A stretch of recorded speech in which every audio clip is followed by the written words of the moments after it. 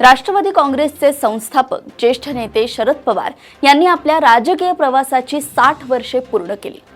60 वर्षांपूर्वी राजकारणात सक्रिय झालेले शरद पवार आजही महाराष्ट्राच्याच नव्हे तर देशाच्या राजकारणाचे एक महत्त्वाचे आणि अविभाज्य अंग आहे। 60 वर्षांची सक्रिय राजकीय कारकीर्द हा कदाचित एक जागतिक विक्रम असू शकतो। शरद पवारांना हे साध्य झाले कारण त्यांनी जनतेसोबत आपल्या कार्यकर्त्यांसोबत अगदी सुरुवातीपासून जोडलेली नाळ कधीच तुटू दिली नाही। आजही पवार साहेब गावपाड्यावरील एखाद्या साध्या फाटक्या कार्यकर्त्याला नावासहित ओळखतात आणि हे केवळ ओळखीपुरते नसते तर अशा कार्यकर्त्याची काही अडचण असेल, काम असेल तर ते पवार साहेब आवर्जून करतात। अशाच हजारो नव्हे लाखो कार्यकर्त्यांच्या सदिच्छा पाठबळ पवार साहेबांना आजही उभारी देत आहे।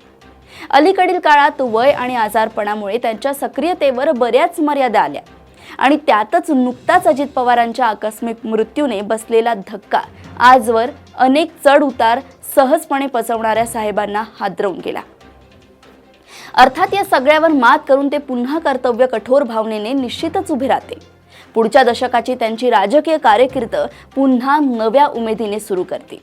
राज्यसभेवर जाण्याची त्यांची तयारी असल्याचं बोललं जातंय।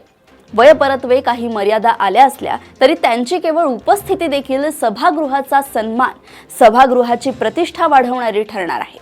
त्यांचे मार्गदर्शन, त्यांच्या सूचना अतिशय मोलाच्या ठरतील यात शंका नाही।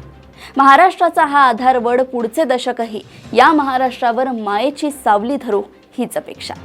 अशाच घडामोडी व अपडेट सोबत पुन्हा भेटूया देशोन्नती संपादकीयमध्ये। बघत रहा देशोन्नती। नमस्कार।